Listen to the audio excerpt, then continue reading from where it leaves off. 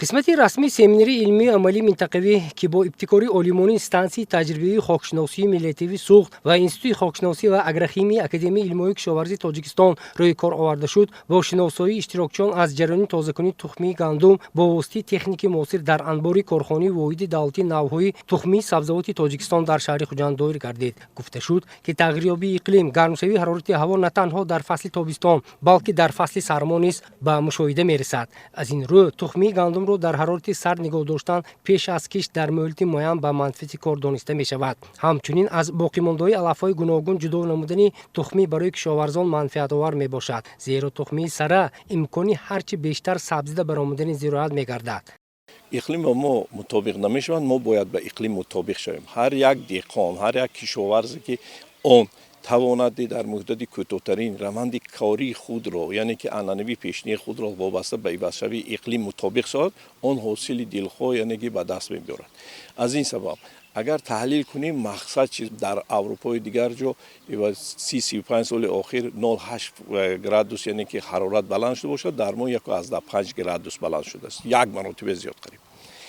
دیگر باشد دیگر ما بسیارتر درباره ابرشوی اقلیم گرمشوی در دوره تابستان و گپ میزنیم، بهاران گپ میزنیم، اما ما فراموش میکنیم زمستان خود را. ما زمستان ما گرم شده است. ما به حساب میانی سالانه باشد دیگر در همین 35-40 سال اخیر قریب 2.4 تا 2.8 گرادوس گرم شده است. این معنای آن دارد که تنقیسی زراعت‌های تیرماهی ما به تنقیسی کشیده ایستادند.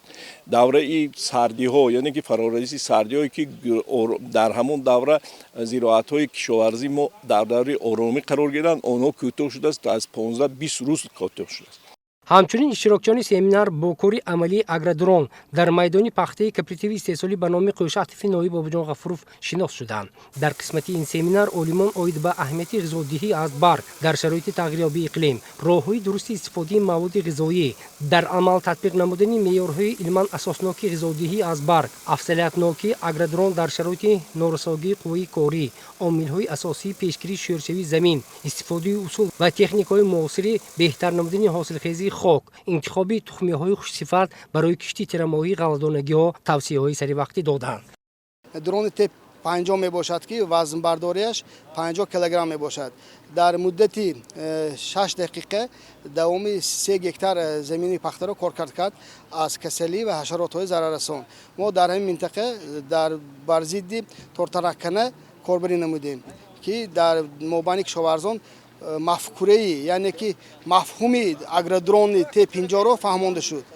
این یکی از برای ساحه رقمی کنونی ساحه مساعد می باشد. اگر حاضر ما همین اگرودرون ها رو بیشتر کنیم برای دهقان دستیاری اساسی می باشد. اینچنین در سمینار اهمیت تشخیص خاک، افضلیت‌های استفاده لابراتوری موبیلی سیار در آینده به راه ماندن همکاری‌های زیچ بین علمان و دهقانان پیشنهاد کرده شد. در برابری که غذادهی برگی برای صفت و در شرایط کنونی که این شب و روز هوا به نهایت گرم است، یعنی حرارت بلند است، می تواند که زراعت را از همون شرایط استرسی یعنی نگاه دارد و از کسلی ها نگاه دارد و در برابر این در منطقه سوق دوره سیوم غذادهی زراعت پخته است که پوره گل کرده است. پخته می توانند دهقانان خوجگیداران هم غذای آزوتی یعنی فسفوری یعنی توسط ریشه را تیان و می توانند که از نوری های مینرالی و بیوستیمولاتورها استفاده برده بخصوص المنت بور و مگنی را استفاده برند که آن همون ریزش گل منع گردد و دوره کورکبندی آنها خوب و بهتر شود.